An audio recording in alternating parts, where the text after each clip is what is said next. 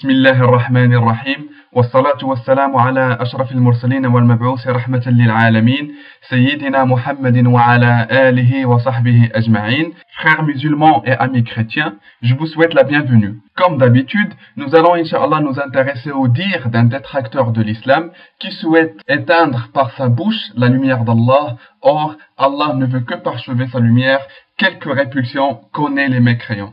Et avant de s'attaquer à la réponse, j'aimerais simplement vous rappeler que dans la description de la vidéo, vous trouverez un lien pour télécharger un document Word et un document PDF comportant tous les arguments qu'on présentera Inch'Allah dans la réponse.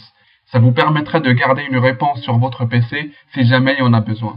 Donc, avant de répondre, écoutons d'abord ce qu'il a dit. Le Coran se présente lui-même comme un livre évident qui contient des versets clairs, à l'égard duquel il n'y a donc point à avoir de doute. Or, voici une preuve du contraire. Nous lisons à la sourate 30, versets 2 à 4, « Les Romains, c'est-à-dire en fait les Byzantins, ont été vaincus tout près de la terre sainte, et après avoir été vaincus, ils vaincront dans quelques années. À Allah revient l'affaire, auparavant comme après. Ce jour-là, les croyants exulteront du secours d'Allah. » Fin de la citation. Voici donc un texte qui annonce la prochaine défaite des musulmans grâce à l'action d'Allah et qui les invite à s'en réjouir. N'est-ce pas étonnant qu'Allah invite les musulmans à se réjouir de la prochaine défaite qu'il leur prépare? Oh, certes, Allah sait mieux. Mais quand on sait aussi qu'en arabe, les voyelles déterminent la forme passive ou active des mots, et qu'il suffit de changer la vocalisation de deux mots de même racine, ont été vaincus et vaincront, dans ce texte, alors celui-ci prend un tout autre sens. En remplaçant de ces mots l'actif par le passif et inversement, le texte devient « Les Romains ont vaincu dans la Terre Sainte, et après avoir vaincu, ils seront vaincus dans quelques années. » Le texte devient cohérent et rappelle la défaite de Mouta en 629 par laquelle les hordes d'Allah furent vaincues par les Byzantins à l'entrée de la Terre Sainte. Ce verset a alors certainement été écrit pour relever le courage des vaincus en leur promettant d'être eux-mêmes prochainement vainqueurs, ce qui s'est effectivement et malheureusement réalisé avec la prise de Jérusalem en 638. Bref, comment les musulmans peuvent-ils dire que le Coran ne contient aucune erreur? Et dès lors, comment peuvent-ils croire que le Coran est la parole immuable et parfaite de Dieu? La réponse se fera Inch'Allah comme suit. Tout d'abord, je me vois obligé de m'arrêter quelques secondes sur la méthodologie du prêtre. Deuxièmement, nous parlerons du changement de sens du verset en changeant les voyelles. Et nous verrons Inch'Allah si la récitation ou bien le verset disant « les Romains ont vaincu » est vrai ou pas. Et avant de finir, nous nous intéresserons, Inch'Allah, à l'accomplissement de la prophétie annoncée par le prophète alayhi salatu wassalam pour voir si elle a été véridique ou pas. Et nous finirons, Inch'Allah, en renversant l'allégation contre le prêtre en lui posant quelques questions. Alors, première partie, les remarques concernant la méthodologie du prêtre. Lors d'un échange comme celui-là, la loyauté et l'honnêteté quant à la transmission des textes doit être primordiale. Pourquoi? Parce que tout simplement des personnes ont choisi ces textes-là et ont basé leur foi dessus et les ont considérés comme étant l'apporteur de leur salut. Donc les déformer ou bien leur faire dire ce qu'ils ne disent pas, cela relève de la malhonnêteté. En effet, le prêtre nous dit que dans la sourate 30, les versets 2 à 4, on peut lire « Les Romains, c'est-à-dire en fait les Byzantins, ont été vaincus tout près de la terre sainte, et après avoir été vaincus, ils vaincront dans quelques années. À Allah revient l'affaire, auparavant comme après. Ce jour-là, les croyants exulteront du secours d'Allah. » Fin de la citation. Ce qui est étonnant, c'est que vous ne trouverez jamais ces versets dans n'importe quel Coran en français. Personnellement, j'ai cherché dans quelle référence le prêtre a pris ces deux versets-là et vous n'allez jamais les trouver. Surtout les deux parties disant tout près de la terre sainte et exulteront du secours d'Allah.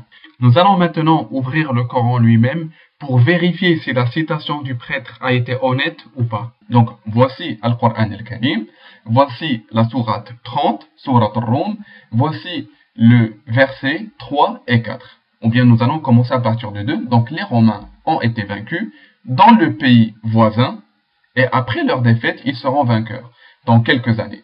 À Allah appartient le commandement au début et à la fin et ce jour-là, les croyants se réjouiront. Où est la Terre Sainte? Où est exulteront de voilà, etc.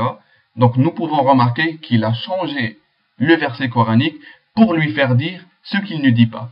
Certains me diront non, mais c'est pas grave, c'est simplement une petite modification, etc. Je leur dirai non, ce n'est pas le cas. Ces textes-là doivent être cités tels qu'ils sont, ou bien citer la source de la citation. Donc le citer et le transformer n'est pas un comportement idéal, et l'est encore moins lorsqu'il s'agit d'un homme d'église. Donc je comprends le fait qu'il a hérité ce comportement-là de ses ancêtres qui avaient l'habitude de changer les écrits, mais ce n'est pas une excuse pour changer également le Coran. Et ceci ne fait que confirmer la parole d'Allah subhanahu wa ta'ala que nous pouvons lire dans la sourate 3, verset 110, où il nous dit « Si les gens du livre croyaient, ce serait meilleur pour eux. Il y en a qui ont la foi, mais la plupart d'entre eux sont des pervers. » Donc ça concernait la citation du verset coranique. Et le deuxième point, encore plus étrange que le premier, est l'exégèse coranique qu'il a faite. En effet, il nous a dit: voici donc un texte qui annonce la prochaine défaite des musulmans grâce à l'action d'Allah et qui les invite à s'en réjouir. Et personnellement, j'étais très surpris parce que ni dans le verset coranique que nous avons présenté, ni dans celui que lui-même a fabriqué, il y a notion de défaite. Donc je me demande d'où est-ce qu'il a sorti ça. Simplement, Allah subhanahu wa ta'ala, il informe que les Romains, ils allaient perdre et ils allaient gagner après, et que les musulmans allaient être contents. Il n'y a ni mention de défaite, ni quoi que ce soit. Franchement, une attitude assez impressionnante, démontrant la mauvaise foi et la tromperie dans sa démarche. Et le pire, c'est qu'il se contredit lui-même. En effet, le titre qu'il a choisi pour sa vidéo est « Les musulmans seront vaincus ». Et il confirme cela dans ce que nous venons de voir lorsqu'il a dit qu'Allah subhanahu wa ta'ala, il annonce la défaite, la prochaine défaite des musulmans. D'accord. Or, plus loin, il nous dit quoi? Ce verset a alors certainement été écrit pour relever le courage des vaincus en leur promettant d'être eux-mêmes prochainement vainqueurs. Ce qui s'est effectivement et malheureusement réalisé avec la prise de Jérusalem en 638. Donc ici, il dit que le verset parle de la prochaine victoire des musulmans. Comme quoi il a été écrit lorsqu'ils ont perdu, mais le verset, ce qu'il annonce, c'est la victoire des musulmans. Donc d'une part, il nous dit que le verset parle de la défaite des musulmans, et plus loin, il nous dit que le même verset, il parle de la victoire des musulmans. Il y a une contradiction flagrante, témoignant que le prêtre ne sait même pas ce qu'il dit. Franchement, ce qui me pousse personnellement à lui demander s'il est seul dans sa tête. Et pour finir, il nous fait une conclusion encore plus étrange que ce que nous venons de voir. En effet, il nous dit: le texte devient cohérent et rappelle la défaite de Mouta en 629 par laquelle les hordes d'Allah furent vaincues par les Byzantins à l'entrée de la Terre Sainte. Donc ici, il dit bien que le texte est cohérent et qu'il n'y a absolument aucun problème avec le texte. Très bien. Par contre, plus loin, il nous dit: comment les musulmans peuvent-ils dire que le Coran ne contient aucune erreur? Encore une fois, je me suis demandé comment a-t-il pu conclure à partir d'un texte que lui-même il dit qu'il est cohérent, que le même texte est incohérent et contient une erreur. Ça, sincèrement, je n'ai pas trouvé de réponse. Donc, en l'espace de 3 petites minutes, nous avons eu droit à 2 falsifications. D'une part, la falsification du verset, et d'une part, une falsification de la compréhension. Et à 2 contradictions. D'une part, celle de la défaite des musulmans, et celle de la cohérence du verset.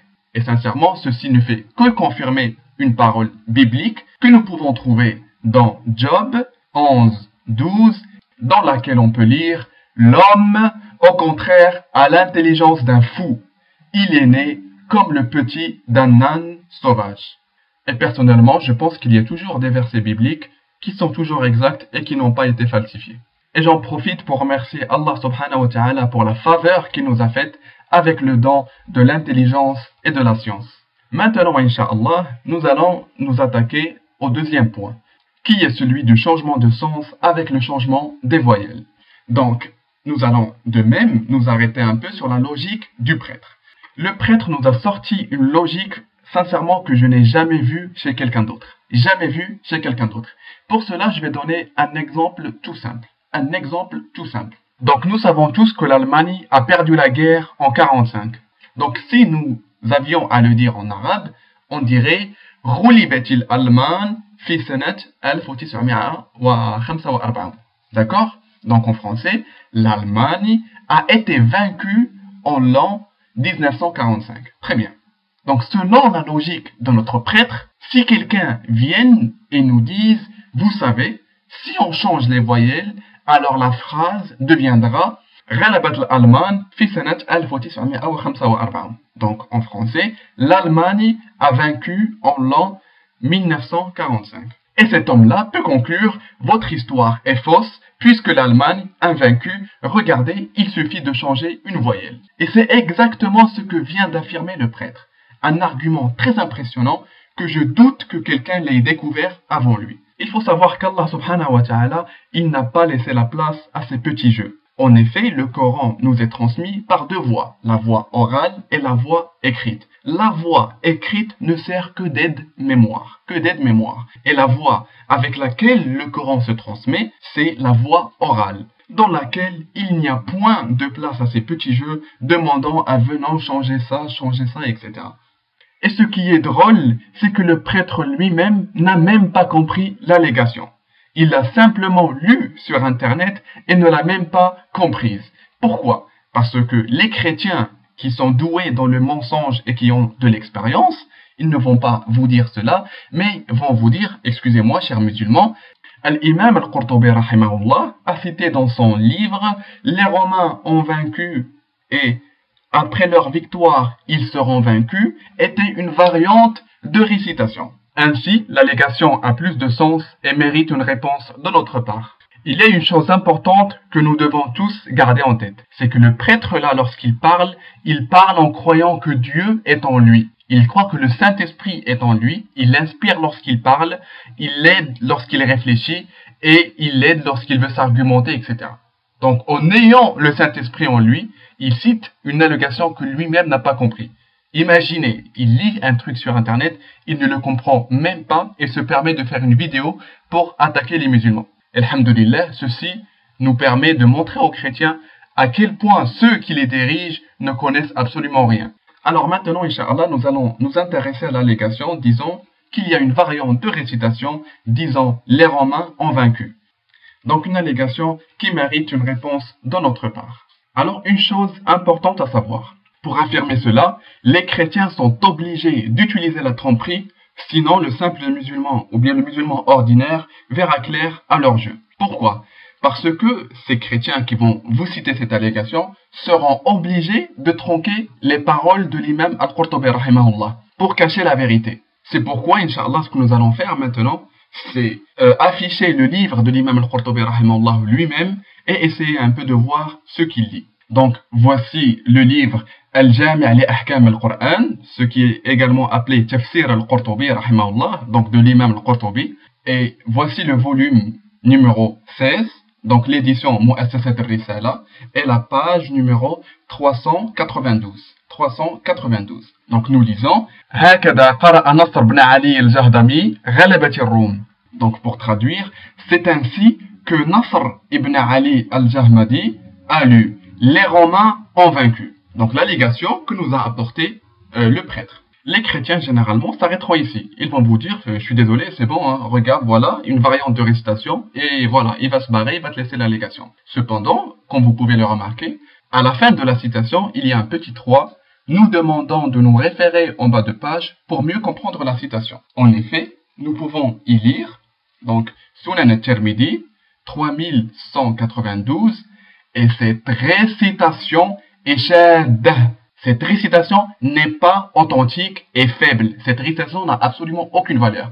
Et il nous dit, et l'éditeur va la citer prochainement d'après Abi Sa'id al-Khudri, Ali ibn Abi Talib, qu'Allah les agrée, et d'après Muawiyah ibn Qurra. Donc avant même de voir un peu ce qu'a dit l'imam al-Qurtubi rahimahullah, nous savons déjà que cette récitation est shadda, signifiant qu'elle n'est pas authentique, qu'elle est faible et qu'elle n'a absolument aucune valeur dans le monde musulman. Et l'éditeur, celui qui a édité le livre, il nous dit que l'imam al-Qurtubi rahimahullah, il va la citer après, avec sa chaîne de transmission, etc. Et nous allons, Inch'Allah, l'étudier rapidement tous ensemble. En effet, toujours dans le même livre, Al-Jami' al-Ahkam al-Qur'an, de l'imam al-Qurtubi rahimahullah, toujours le volume numéro 16, et maintenant la page 396. 396.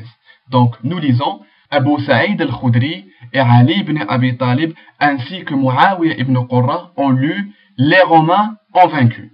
Donc, exactement ce que nous a cité le prêtre page.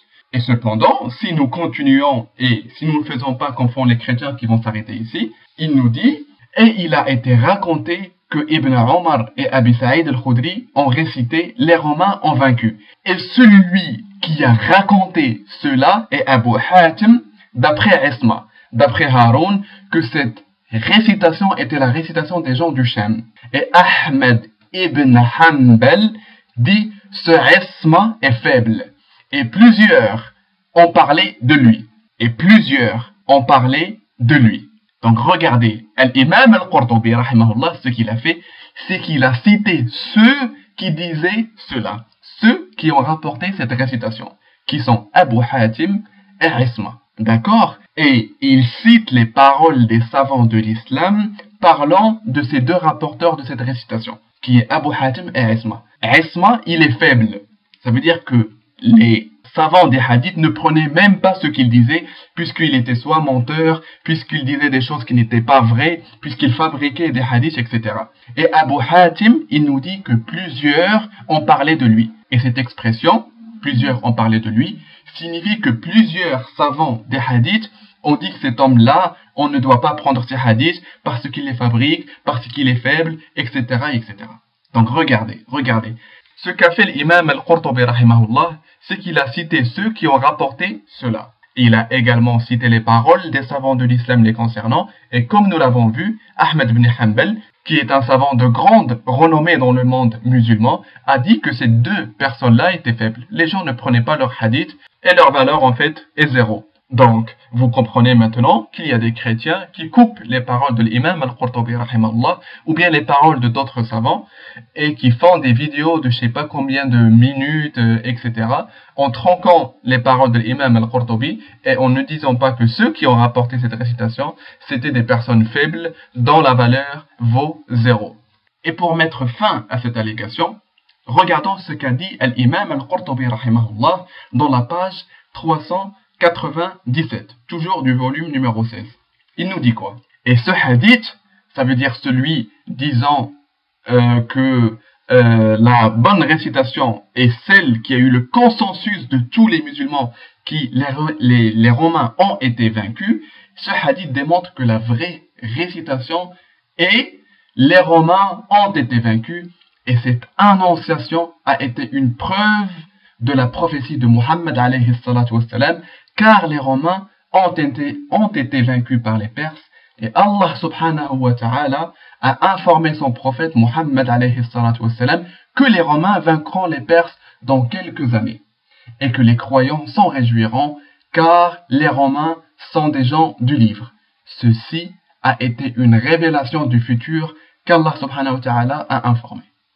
Donc regardez les paroles de l'imam al-Qurtubi rahimahullah, informant, affirmant et confirmant que la récitation est celle que nous avons aujourd'hui et que l'autre était simplement rapportée par des personnes qui étaient faibles, dont la valeur est nulle, que nous ne les prenons pas du tout, et que avec cette récitation que alhamdoulilah nous avons, c'était une prophétie démontrant la véracité du prophète alayhi salatu wassalam et que c'était une révélation du futur qu'Allah subhanahu wa ta'ala a annoncé à son noble prophète. Et je demanderai à toute personne regardant cette vidéo d'admirer la malhonnêteté des chrétiens, surtout lorsqu'il s'agit d'hommes d'église ou bien de personnes qui sont hiérarchiquement bien placées au sein de l'église, qui sont supposées guider les gens, etc., utiliser des tromperies pour simplement, d'une part, égarer les chrétiens et d'autre part, essayer d'égarer les musulmans ignorants. Donc, alhamdoulilah, nous avons d'une part répondu à cette partie disant si jamais on change les voyelles, etc., démontrant que ceci n'est simplement un petit jeu pour égarer les ignorants. Maintenant, il nous reste un petit point à faire, celui de démontrer que la prophétie a bien été réalisée. D'où la partie l'accomplissement de la prophétie. Alors, ce qu'il faut savoir, c'est que dans le verset coranique, le mot employé pour signifier quelque est bida. Et en arabe, le mot bida signifie une période ou bien quelque chose comprise entre 3 et 10. Donc non seulement le prophète alayhi salatu wassalam, par la révélation qui lui a été faite d'Allah subhanahu wa ta'ala, a dit que les Romains allaient gagner contre les Perses, mais a également précisé un intervalle de temps dans lequel cette prophétie se réalisera, qui est compris entre 3 et 10 ans. Et c'est ce qu'il nous reste à démontrer. Comme dans toute guerre, il y a plusieurs batailles, certaines menant à d'autres pour arriver à l'achèvement total. Il faut savoir que le verset coranique ne précise pas à quelle date les Perses ont gagné les Romains. Et cette date-là, dans les sources historiques, varie d'une source à l'autre. C'est pourquoi, Inch'Allah, ce que nous allons faire, c'est prendre plusieurs sources et essayer de voir ensemble quelle est la date durant laquelle les Romains ont capitulé. Et ainsi, ça nous permettra de savoir à quelle date le verset coranique a été révélé. Nous allons, Inch'Allah, commencer par la date de la défaite des Romains contre les Perses. La première source que nous citerons est l'encyclopédie britannique sur Khosrow II. Donc comme nous le voyons sur l'image, donc la voici, et je vais Inch'Allah donner directement la traduction que vous pouvez trouver sur le PDF. Donc nous lisons, une deuxième invasion de la Mésopotamie par le général de Khosrow, Shahrabaraz, a eu lieu en 613. Damas a été prise cette année, et en 614, Jérusalem est tombée. La tombe sainte a été détruite et la vraie croix emmenée à Ctésiphon. Et plus loin, il nous dit en 616, Alexandrie fut prise. Et en 617, Chalcédoine tomba finalement aux mains des Perses. Donc, si nous analysons un peu cette date-là, nous remarquons qu'en 613, c'était le début des invasions. Et que Damas est tombé en cette date-là. Et que le lieu saint représentant les Romains fut tombé en 614. Donc, une analyse objective démontre clairement que, à partir de 614, le verset était probablement révélé. Donc, si nous avions à choisir un intervalle durant lequel le verset a été révélé, ce serait entre 614 et 617. Nous allons, Inch'Allah, le garder de côté et ouvrir une nouvelle source. Bien que je ne considère pas Wikipédia comme étant une source authentique, nous allons, Inch'Allah, quand même se baser dessus, puisqu'il nous permet d'avoir un peu quelques informations. Donc, toujours sur l'empereur Khosrow, on nous dit, donc voici en fait l'image devant vous, et je donnerai la traduction directement. En 613 et 614, Damas et Jérusalem furent prises par le général Shahrabaraz. La vraie croix fut emportée en triomphe. Peu de temps après, le général Shahin marcha à travers Anatolie et conquit l'Égypte en 618, etc. Donc, une lecture un peu rapide, puisque ça rejoint un peu ce que nous avons lu tout à l'heure. Donc, l'intervalle que nous pourrons choisir est entre 614 et 618, puisque comme nous l'avons dit, 613 était simplement une période durant laquelle c'était la préparation des invasions et la préparation des attaques des Romains. Maintenant, une nouvelle source, qui est un site d'éducation nationale dans lequel nous pouvons lire, donc le voici devant vous, et je donnerai également la traduction directement. Donc voilà, quand Héraclius est monté pour la première fois, etc., nous allons partir directement dans la partie qui nous concerne. Donc dans l'Est, entre-temps, les Perses sous l'égide de Khosrow avaient commencé une série d'attaques réussies sur l'Empire, ayant pour résultat la perte de Damas en 613, de Jérusalem en 614, détruisant l'église du Saint-Sépulcre et capturant la Sainte Croix, et de l'Égypte en 619. Donc de même que pour la première fois, Les symboles religieux représentant l'Empire romain, qui était de croyance chrétienne, était Jérusalem, dans laquelle il y avait une symbole de croix, etc., et qui a été détruit en 614. Donc l'intervalle également, de manière tout à fait objective, doit être compris, ou bien peut être choisi entre 614 et 619. Un autre site maintenant, celui de Greek History. Le voici devant vous, nous permettant d'avoir l'histoire de l'Empire grec. Donc on nous dit quoi? En 615, donc la date maintenant est 615, les Perses ont occupé l'Égypte, la Syrie et la Palestine. Ils ont brûlé et massacré la population à Jérusalem, prenant avec eux la Sainte Croix et le Patriarche. Remarquez avec moi que les mêmes événements que nous avons vus antérieurement sont placés maintenant en 615. Alors que tout à l'heure, ils avaient dit que l'Égypte a été prise en 617, ou bien 618, ou bien même 619. Donc nous remarquons que les sources ne sont pas exactes sur la datation précise de cet événement. C'est pourquoi j'avais eu à en prendre plusieurs. Donc maintenant, l'intervalle serait à partir de 615 jusqu'à 617 ou bien 619. Donc Inch'Allah, nous allons prendre une dernière pour en avoir le cœur net, qui est celui de le site Angel Fire, qui nous permet d'avoir également l'histoire de l'Empire romain. Donc également en 615, les forces sassanides étaient en Chalcédoine, en face de Constantinople. À savoir que les Sassanides se sont alliés à l'Empire perse contre les Romains pour pouvoir combattre contre eux, etc. Donc nous remarquons encore une fois que nous avons une autre source qui nous dit que la datation a commencé à partir de 615, l'année durant laquelle l'Empire romain a connu une grande défaite. Alors, après avoir vu ces sources-là, nous devons un peu nous arrêter et essayer d'avoir une lecture objective de ces dates-là. Donc, nous avons dit que les Romains ont commencé à capituler entre 614, 615 jusqu'à 617. Et un point très important auquel nous devons faire attention est qu'à l'époque, il n'y avait pas les médias pour transmettre les informations. Les informations étaient transmises de façon humaine, donc c'est quelqu'un qui devait les déplacer. Un autre point aussi important est que les Korachites, après avoir entendu que les Perses ont gagné contre les Romains, se sont vantés auprès des musulmans pour leur dire « Regardez, ce sont des gens des livres également qui ont perdu et nous allons vous massacrer comme ils ont été massacrés contre les Perses. » Or, si nous sommes un peu objectifs et que nous analysons cela, les Korachites ne pouvaient pas dire une chose pareille que s'ils étaient sûrs de la chute de l'Empire romain. C'est pourquoi au début de la bataille, les Korachites ne pouvaient pas se permettre une telle chose parce que la situation pouvait se renverser assez facilement et ils allaient se trouver devant une situation délicate. C'est pourquoi la date qui semble être logique et objective serait celle de 615. Donc 615 serait la date durant laquelle le verset a été révélé. Et nous allons, Inch'Allah, le démontrer un peu plus loin d'une source chrétienne. Donc, début du compte à rebours, 615. Maintenant, Inch'Allah, nous allons nous intéresser à la date de la défaite des Perses contre les Romains. Je m'appuierai, Inch'Allah, sur les mêmes sources précédentes pour déterminer cette date-là. Donc, commençons par l'encyclopédie britannique. Donc, la voici à l'écran, dans laquelle nous pouvons lire « Cette marée de conquête fut renversée par Héraclius dans une série de brillantes campagnes entre 622 et 627. » Et plus loin nous lisons « En alliance avec le royaume de Khazar, au nord de Caucase, il envahit encore l'Arménie en 623, remportant la victoire sur l'armée du roi près de Kansaka. Le temple et le feu de la ville ont été détruits, ainsi que le temple de Luc Urmia, traditionnellement associé à Zoroastre. Les campagnes de 624 et 625 se sont étendues à travers la nord de la Syrie, etc. Un point aussi important qu'il faudra noter est que les Perses étaient zoroastriens. Donc, comme nous pouvons le lire, en 623, ce temple-là, représentant l'Empire perse, a été détruit, etc.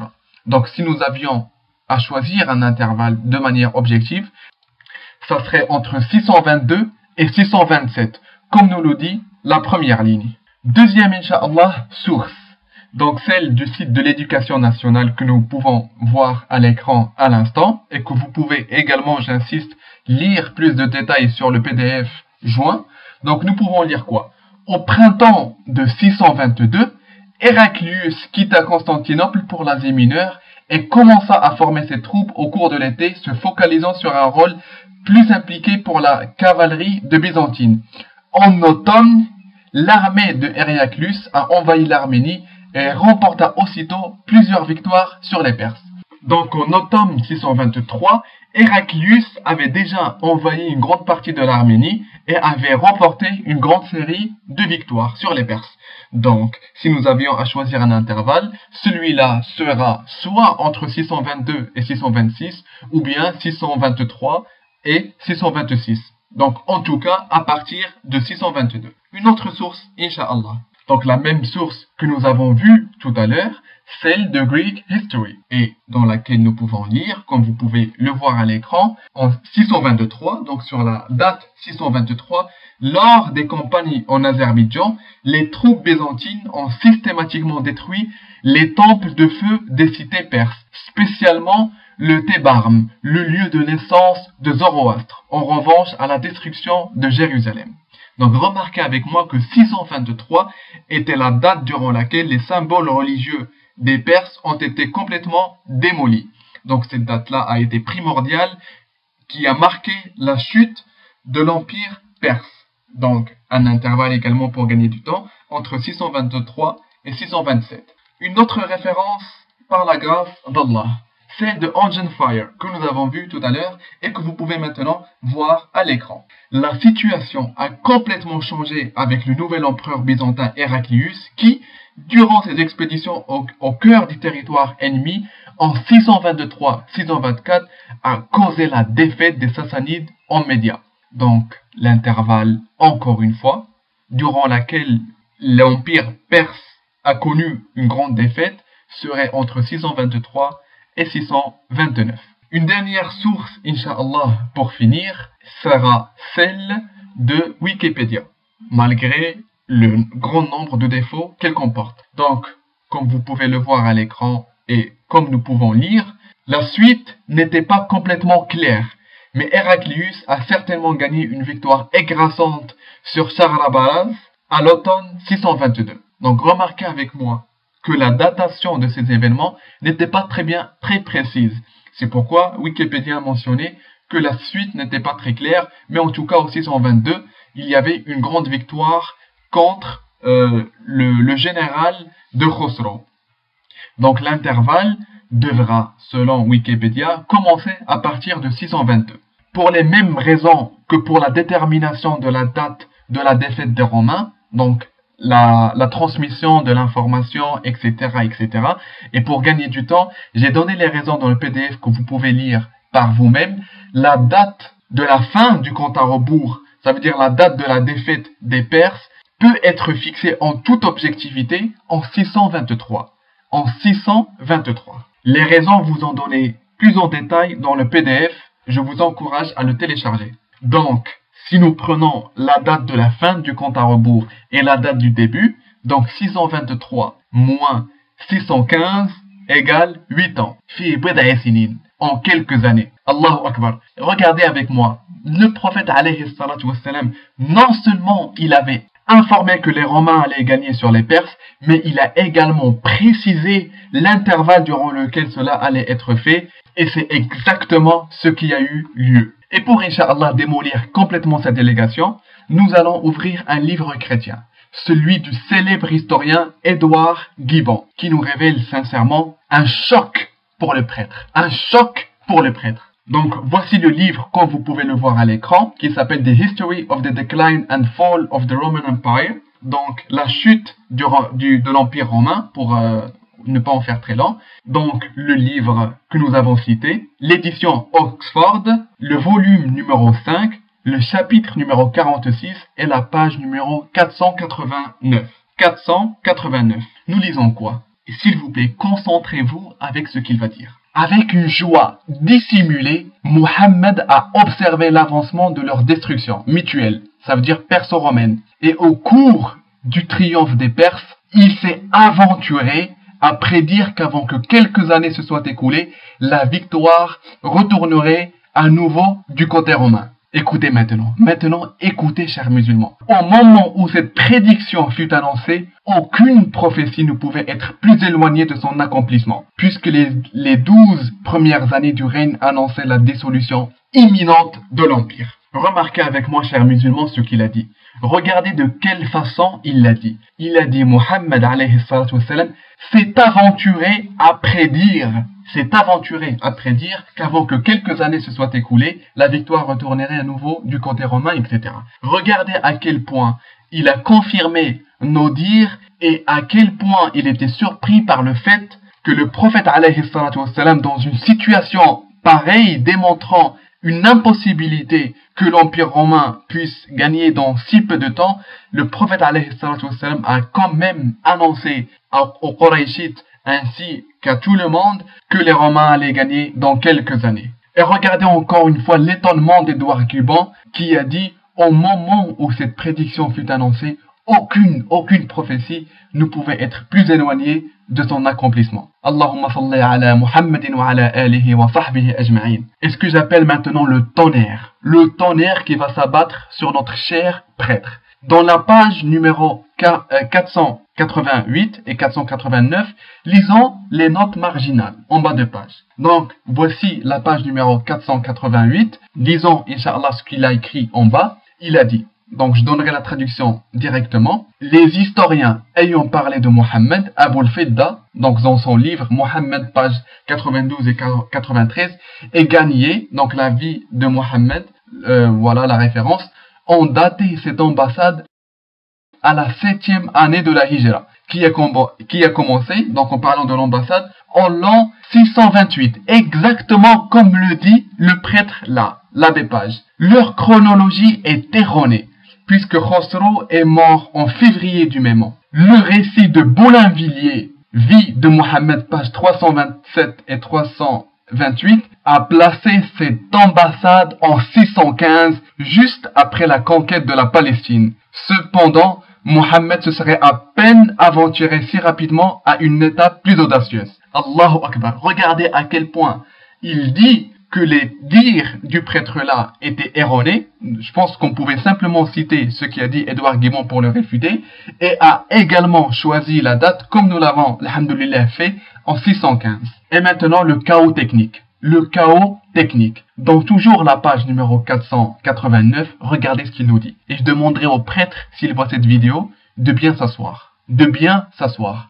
Regardez ce qu'il nous dit. Regardez la 30e sourate du Coran al-Karim, intitulée Les Grecs. Bien que ce soit intitulé les Romains, mais c'est pas grave. Notre honnête et compétent traducteur Seil, donc dans les pages 330 et 331, a exposé cette conjecture, supposition ce pari de Mohammed, mais Boulainvilliers, dans les pages 329 à 344, avec ses intentions malveillantes, a travaillé à défendre cette prophétie qui, selon lui, dérangerait les allégations des chrétiens. Allahu Akbar. Et nous comprenons pourquoi le prêtre s'est attaqué à ce verset-là, parce que ce verset-là démontre la véracité du prophète alayhi salatu wassalam, et que nulle personne ne pouvait faire une telle prophétie si ce n'est qu'il soit envoyé par Allah subhanahu wa ta'ala. Regardez, Boulainvilliers, malgré ses intentions malveillantes, a travaillé à défendre cette prophétie.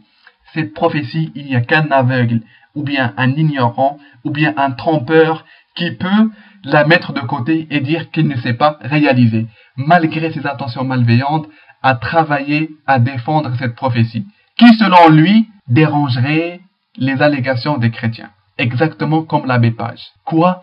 Cette prophétie dérange les chrétiens. Pourquoi? Parce qu'elle démontre la véracité du prophète alayhi salatu wassalam. Démontre qu'il ne parle pas de lui-même. Mais comme Allah subhanahu wa ta'ala nous l'a dit dans le Coran al-Karim, dans la sourate numéro 53, les versets 1 à 4, par l'étoile à son déclin, votre compagnon ne s'est pas égaré et n'a pas été induit en erreur, et il ne prononce rien sous l'effet de la passion. Ce n'est rien d'autre qu'une révélation inspirée. Allahu Akbar. Et nous comprenons pourquoi les chrétiens veulent s'attaquer à cette prophétie, parce qu'il démontre sa véracité et qu'il a été envoyé par Allah subhanahu wa ta'ala. Donc pour résumer, nous avons, alhamdulillah, démontré que ce changement de sens avec le changement de voyelle n'avait pas à avoir lieu. Pourquoi? Parce que l'imam al-Qurtubi rahimahullah a dit que cette variante de récitation était mensongère et n'avait pas le moindre degré d'authenticité. De même, nous avons établi la réalisation de la prophétie annoncée par le prophète alayhi salatu wassalam et nous avons démontré qu'elle logeait bien dans l'intervalle qu'il avait donné, en citant même des références chrétiennes démontrant que cette prophétie-là dérange malheureusement les chrétiens qui ne souhaitent pas voir la vérité. Ce que le prêtre voulait annoncer, il voulait simplement prouver que si un prophète donne une fausse prophétie, alors cela démontre qu'il est un faux prophète et qu'il n'a pas été envoyé par Dieu. Et je suis parfaitement d'accord avec lui. Si un prophète annonce quelque chose qui ne s'est pas réalisé, alors cela fait de lui un faux prophète. Nous allons, incha'Allah, appliquer ce qu'il a essayé d'appliquer sur le Coran al-Karim sur sa propre Bible. Et nous allons voir, incha'Allah, ce qu'il dit. Donc pour cela, ouvrons la Bible. Donc voici la version selon David Martin. Ouvrons, incha'Allah, l'évangile selon Matthieu, chapitre numéro 16 et verset numéro 28. Verset numéro 28. Nous lisons quoi? En vérité, je vous dis qu'il y a quelques-uns de ceux qui sont ici présents qui ne mourront point jusqu'à ce qu'ils aient vu le Fils de l'homme venir en son règne. Donc ici, selon la Bible, selon la parole de Dieu, comme le dit le prêtre, Jésus a annoncé aux disciples que eux qui étaient là-bas présents, ils allaient rester là-bas et avant de mourir, ils allaient voir Jésus descendre dans son règne et aller régner sur terre. Et ça fait maintenant 2014 ans passés, et ceux à qui cette prophétie a été annoncée, ils sont morts, ils sont même désintégrés, et aucun d'eux n'a vu Jésus, paix sur lui, et encore moins un règne de sa part. Donc une prophétie manquée, faisant passer Jésus, paix sur lui, pour un faux prophète. Ce que nous rejetons fondamentalement. Bien évidemment, je tiens à le préciser, la prophétie serait vraie si les disciples sont cachés dans un coin depuis 2000 ans, attendant l'arrivée de Jésus, etc. Peut-être que c'est le cas, on ne sait jamais. Ça, c'est la première prophétie. La deuxième, ouvrons maintenant la Bible selon Louis II, ouvrons maintenant la première lettre aux Thessaloniciens, chapitre numéro 4 et les versets 15, 16 et 17. Nous allons maintenant lire les paroles de Paul. Cette personne qui s'est permise de jouer avec la religion de Jésus, paix sur lui, d'y ajouter ce qu'il a voulu, de retrancher ce qu'il a voulu, etc. Regardons ce qu'il nous dit. Voici ce que nous vous déclarons d'après la parole du Seigneur. Nous les vivants, restez pour le retour du Seigneur, nous ne devancerons pas ceux qui sont morts. En effet, le Seigneur lui-même a un signal donné à la voix d'un archange et au son de la trompette de Dieu, descendra du ciel, et ceux qui sont morts en Christ ressusciteront d'abord. Ensuite, nous qui serons encore en vie, nous serons tous ensemble enlevés avec eux sur des nuées à la rencontre du Seigneur dans les airs, et ainsi nous serons toujours avec le Seigneur, etc. Ici, Paul annonce clairement et sans le moindre doute qu'ils ont resté vivants, nous les vivants qui serons restés, ils allaient voir Jésus descendre également dans les ciels, etc. et qu'il va les transporter, bon voilà, etc. Donc, une deuxième prophétie manquée qui témoigne malheureusement que celui qui parle est un faux prophète avec le même test que le prêtre a essayé d'appliquer sur le Coran al-Karim, sauf bien évidemment si Paul est toujours caché dans un endroit en attendant la descente de Jésus. Moi, personnellement, je ne souhaite pas en faire beaucoup pour le prêtre. Pourquoi? Parce que j'attends qu'il nous réponde, qu'il nous fasse une réponse. C'est pourquoi j'en citerai qu'une dernière, sans citer toutes les prophéties manquées, parce que la vidéo durera des heures et des heures. Donc, maintenant, c'est pas une prophétie manquée, c'est une prophétie manquée dans l'autre sens. Dans l'autre sens. En effet, voici toujours la Bible selon Louis II, ouvrant l'évangile selon Matthieu, chapitre numéro 27, et verset numéro 9. Verset numéro 9. Nous lisons quoi? Alors s'accomplit ce qui avait été annoncé par Jérémie. Par qui? Par Jérémie, le prophète. Ils ont pris les 30 pièces d'argent, la valeur de celui qui a été estimé, qu'on a estimé de la part des enfants d'Israël, etc. Donc, ça a été annoncé par qui, chers musulmans et chers chrétiens même? Par le prophète Jérémie. Et moi, je suis prêt à déverser 1 million d'euros pour le premier chrétien qui me sortira cette prophétie-là du livre de Jérémie. Sortez-moi cette prophétie de Jérémie et vous gagnerez, Inch'Allah, 1 million d'euros. Ça, c'est une prophétie manquée dans l'autre sens. Voilà, je m'arrêterai, Inch'Allah, ici pour résumer. Nous avons, alhamdoulilah, répondu à l'allégation contre le Coran al-Karim. Et nous avons renversé l'allégation contre le prêtre, dont on espère une réponse. Sincèrement, cette vidéo-là va lui permettre de comprendre un verset biblique que personnellement j'aime beaucoup. Celui que nous pouvons trouver dans Luc, l'évangile selon Luc, chapitre numéro 6, versets 41 et 42, dans lequel nous pouvons lire, et je demanderai au prêtre de le lire précisément, « Pourquoi vois-tu la paille qui est dans l'œil de ton frère, et ne remarques-tu pas la poutre qui est dans ton propre œil? Ou comment peux-tu dire à ton frère, « Frère, laisse-moi enlever la paille qui est dans ton œil, toi qui ne vois pas la poutre qui est dans le tien.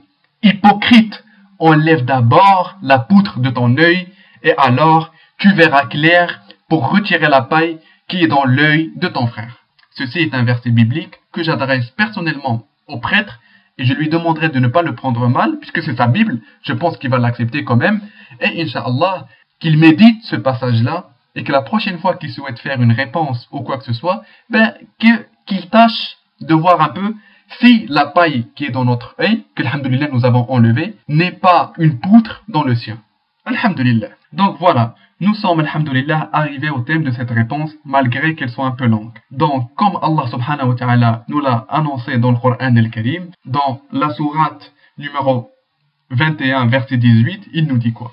Bien au contraire, nous lançons contre le faux la vérité qui le subjugue, et le voilà qui disparaît. Et malheur à vous pour ce que vous attribuez injustement à Allah subhanahu wa ta'ala. Donc voilà, nous sommes, alhamdoulilah, arrivés au terme de cette réponse. Donc je vous remercie d'avoir suivi la vidéo jusqu'ici. Donc je vous dis, Inch'Allah, à la prochaine, avec une prochaine réponse. Et tâchez, Inch'Allah, de télécharger le document Word ou bien PDF. Comme ça, vous aurez, Inch'Allah, les réponses sur votre PC. Donc, Ahmadullah alladhi bi ni'matihi tatimmu as-salihat wa usalli wa usallimu ala khayril khalqi sayyidina Muhammad wa ala alihi wa sahbihi ajma'in. Assalamu alaykum wa rahmatullahi wa barakatuh.